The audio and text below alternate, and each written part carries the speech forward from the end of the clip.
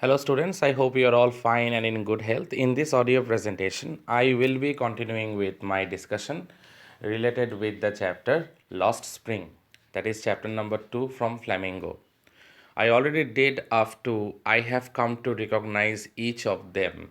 Now I will be continuing as I told you earlier in my previous audio presentation that I will be continuing from the next line. Now as we all know that the author interacted with Sahib and many other rag pickers like him, and the author termed them as an army of barefoot boys, and they used to be very active during the early part of the day, and by afternoon time they used to disappear.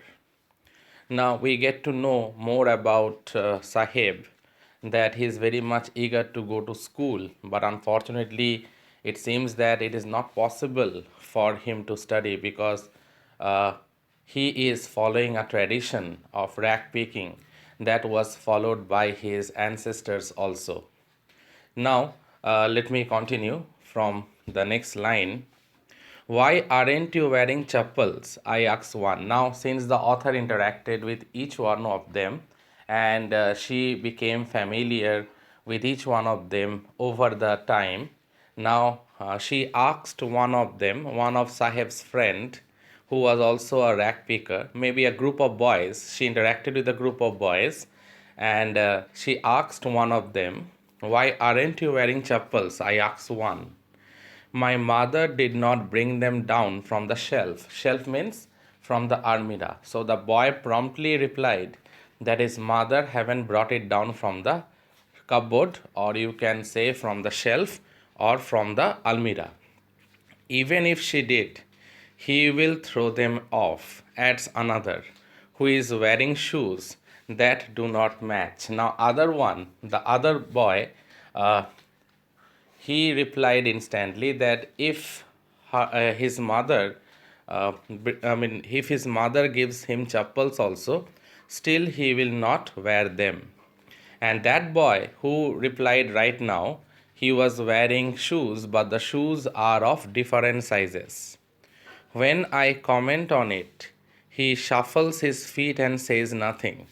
I want shoes, say the third boy. Now, another boy was saying that he wants shoes, who has never owned a pair all his life, and it seems that that boy, the third one, he haven't worn a pair of shoes throughout his life. So the first one is not wearing any chappals. The author asked him. The second one replied on his behalf, who was wearing shoes of different sizes, and the third one is very much eager to wear shoes because he haven't worn shoes throughout his life.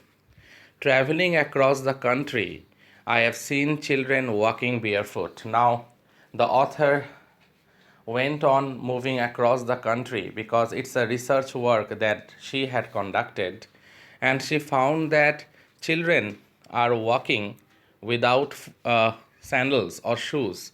They are walking barefoot in cities on village roads. Now the picture is same whether it is in the cities or in the village roads. It is not lack of money, but a tradition to stay barefoot is one explanation. So, one explanation was given by them to her is that it is not related with lack of money. It is a tradition that they are following for ages. I wonder if this is only an excuse to explain away a perpetual state of poverty. Now, the author kept wondering that is it a lame excuse to related with poverty? Maybe they are all poverty stricken people, all poverty stricken boys belonging to poverty stricken families. Maybe it's a excuse to explain away a perpetual state of poverty. Maybe they are not eager to discuss more about poverty. Maybe it's an excuse to drive away that particular idea that yes, we are suffering from poverty, or rather to say perpetual state of poverty. I remember a story. I means obviously the author. A man from Udupi once told me. Now, this story has no connection with Sahib. It is a side story, we can say, or part story. Now it is related with a man from Udupi. As a young boy, he would go to school past an old temple where his father was a priest. So once upon a time, when that man was a young boy, his father was a priest in a nearby temple in the village. And when he used to pass by the temple, he used to pray to God for a pair of shoes, or we can say for a pair of sandals. He would stop briefly at the temple and pray for a pair of shoes. Okay, so that boy, once upon a time when that man was a young boy and his father was a temple priest, now that boy used to pray to God for a pair of shoes. 30 years later, that means almost 3 decades later, I visited his town and the temple, which was now drowned in an year of desolation. Now, 30 years later, the author visited that place, Udupi, we can say, and the temple is now more or less in a dilapidated condition 30 years later. But there are some changes that came in his life. Now, what are the changes? We'll get to know right now. 30 years later, I visited his town and the temple, which was now drowned in a year of desolation. That means it is almost destroyed now. The temple is almost dilapidated. It is in a dilapidated condition. In the backyard where lived the new priest, there were red and white plastic chairs. So there is some improvement. Now, the new priest, as he stays in the backyard, there are some chairs, red and white plastic chairs. A young boy dressed in a grey uniform, wearing socks and shoes, arrived panting. Panting means gasping for breath, and threw his school bag on a folding bed. Looking at the boy, I remembered the prayer another boy had made to the goddess when he had finally got a pair of shoes. Now, 30 years later, one of the member of his family is wearing shoes, and not only that, going to school also. And considering this, the author remembered a prayer made 30 years ago by a member of this family related with a pair of shoes. Let me never lose them, quote unquote, the goddesses had granted his prayer. Young boys like the son of the priest now wore shoes. Now he himself is a priest. And the son of the priest is now wearing shoes. That means the goddess granted the prayer, accepted the prayer. But many others, like the rag pickers in my neighborhood, remain shoeless. But what about the rag pickers? The rag pickers in my neighborhood, they are still moving along with their life barefoot. Now I am moving on to the next paragraph. My acquaintance with the barefoot rag pickers leads me to Simapuri. Now, where is Simapuri located? A place on the periphery of Delhi, yet miles away from it, metaphorically. Now, it is near Delhi, near the peripheral region, or near the edge of Delhi, but it is a bit far away from it, from the main place of Delhi. It is a bit away from it, but it is located in Delhi. Those who live here are squatters. Actually, they are the refugees. Squatters means the refugees, and they are leading a very miserable life, or we can say life like that of slum dwellers. So I repeat, those who live here are squatters who came from Bangladesh back in 1971 during the time of Bangladesh War of Liberation or War of Freedom, that is in 1971. They came at that time. Saheb's family is among them. Saheb's family also came during that time. His family is also among them. Simapuri was then a wilderness. This place at that time was mostly isolated. It was a vacant place. It was wilderness. It still is, but it is no longer empty. It is still very much isolated, but it is no longer empty. In structures of mud, with roofs of tin and tarpaulin, devoid of sewage, there is no proper water facilities also. Even the drainage system is also very much inferior. Health and hygiene is not taken care of in this place. devoid of sewage, drainage or running water, live 10,000 rag pickers. Now, this place is the home for almost 10,000 rag pickers, and they are mostly squatters, and they live in unhygienic condition, devoid of sewage, running water, drainage facilities. I mean, houses are made of tin and tarpaulin. It's like a roof thatched houses. Okay, the setting is very much inferior. And now it is the place where almost 10,000 rag pickers they stay. They have lived here for more than 30 years without an identity. The sad part is that they are living here for almost 30 years, but unfortunately without an identity, without permits, but with ration cards that get their names on voters list and enable them to buy grain. But one important thing is that they are living here for almost 3 decades, for almost 30 years without an identity, but with ration cards. And with ration cards, they can buy grain. Food is more important for survival than an identity. Very, very important line, dear students.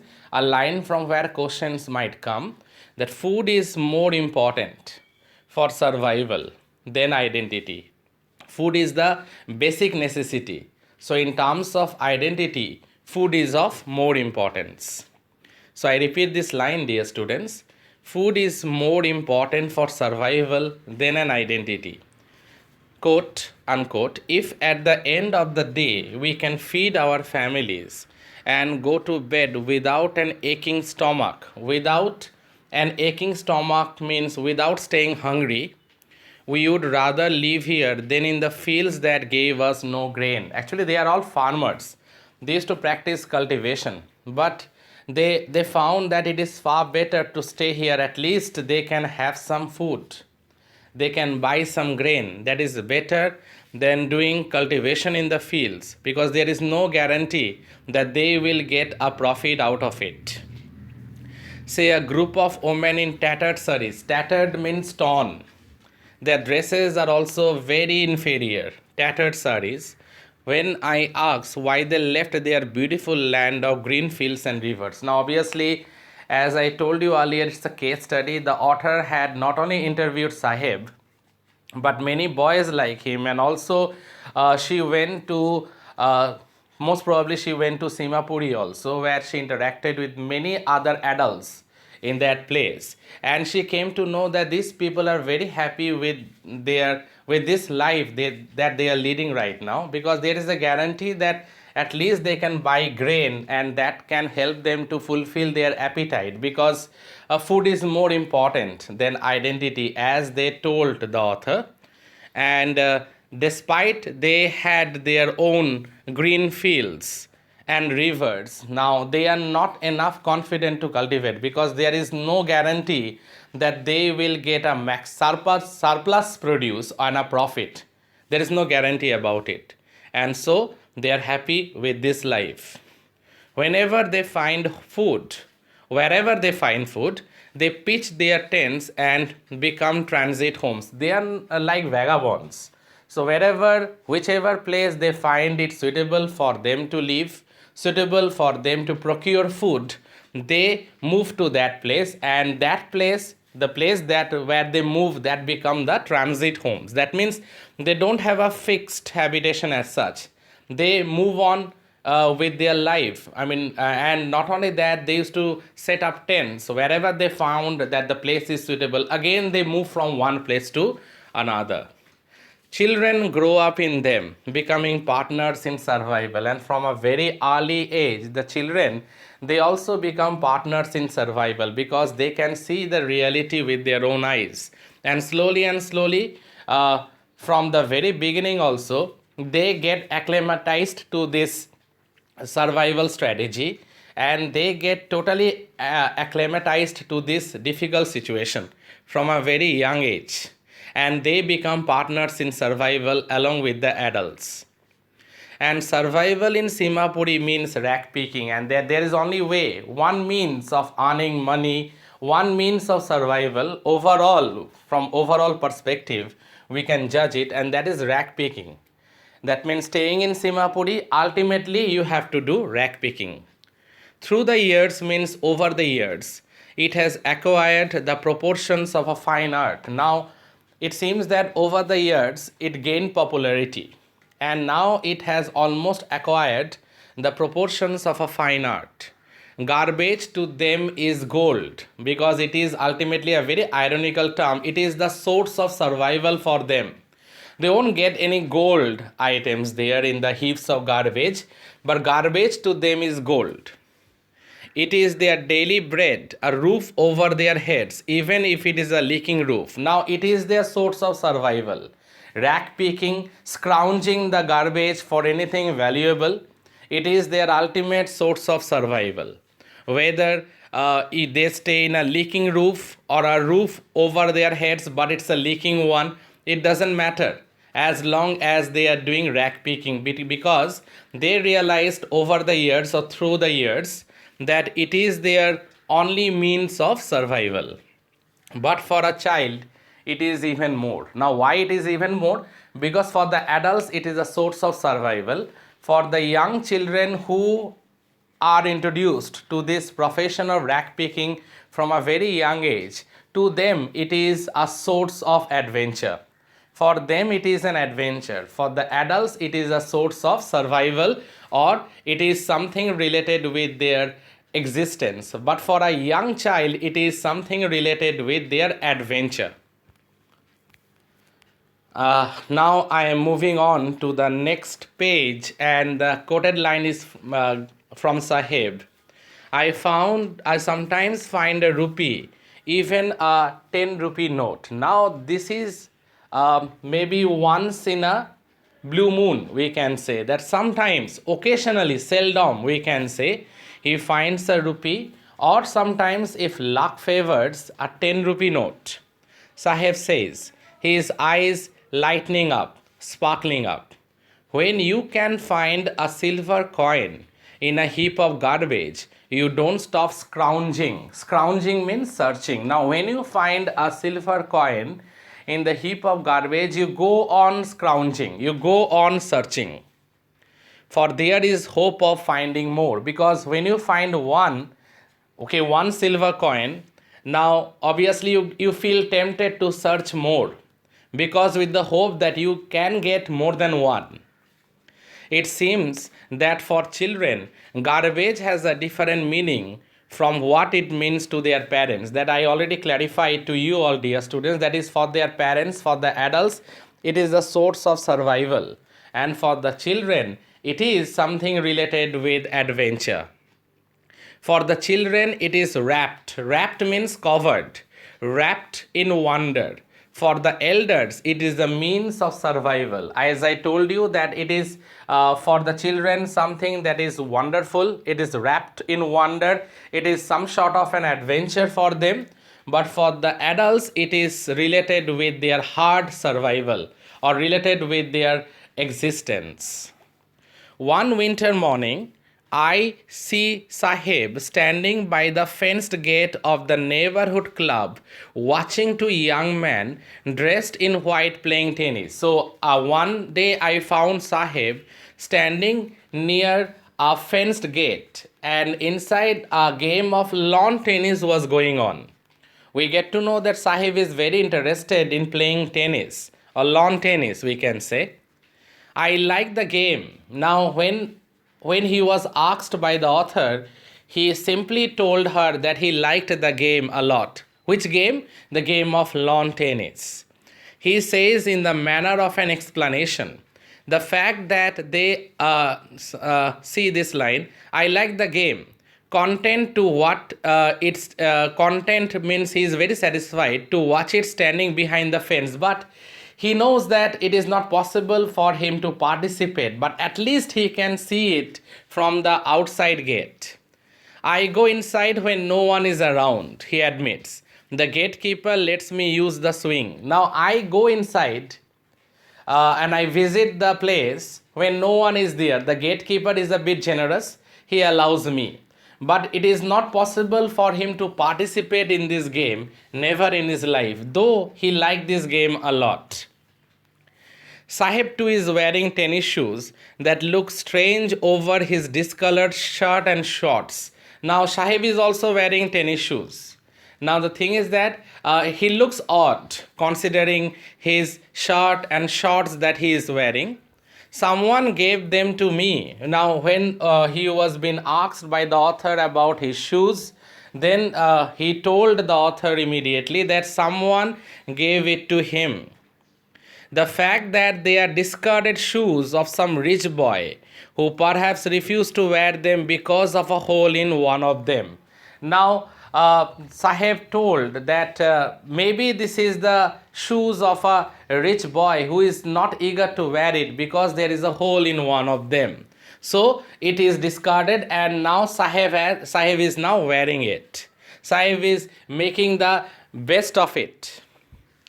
The fact that they are discarded shoes of some rich boy who perhaps refused to wear them because of a hole in one of them does not bother him. It bothered the rich boy, so he discarded it. But for Sahib, it is enough. He liked it, so he is wearing it. For one who has walked barefoot, even shoes with a hole is a dream come true. Very important line, dear students. For a boy who had walked throughout his life in barefoot, even a pair of shoes with a hole in one of them is enough. It's a dream come true. But the game he is watching so intently, so passionately, so carefully is out of his reach. But the game of lawn tennis that he likes so much, that he watches so carefully, that he is watching so intently, now he can't participate in that. Shoes, discarded shoes, he can manage somehow, he can get it, he can wear it. But the game of lawn tennis that he is watching so passionately, so intently, despite he is liking this game a lot, he loves to play this game a lot, but it is not possible for him to participate because, frankly speaking, it is out of his reach. Now I am moving on to the next paragraph. This morning Sahib is on his way to the milk booth. In his hand is a steel canister. Steel canister means a sort of a you can say a steel box. I mean, it is carried to bring milk in it. So that is the steel canister. I now work in a tea stall down the road. Okay, so he is not doing rack picking any longer. He is now following a different profession. He is now working in a tea stall. He says, pointing in the distance, I am paid 800 rupees and all my meals, and the tea stall owner pays me 800 rupees and all my meals. Does he like the job? I ask. His face, I see, has lost the carefree look. Now he has become a bit serious. Now the carefree look he lost totally. The steel canister seems heavier than the plastic bag he would carry so lightly over his shoulder. Actually, it's also very ironical because the steel canister, how it can be heavier. But the important thing is that previously he was the master of his own. Now he has been working under someone else. So he can't be carefree or free bird just like he was previously, because now he is working under a tea stall owner. So he had to follow whatever he will be told by that tea stall owner. The bag was his. The canister belongs to the man who owns the tea shop. The bag is his. But that previously the rack picking bag, that was his.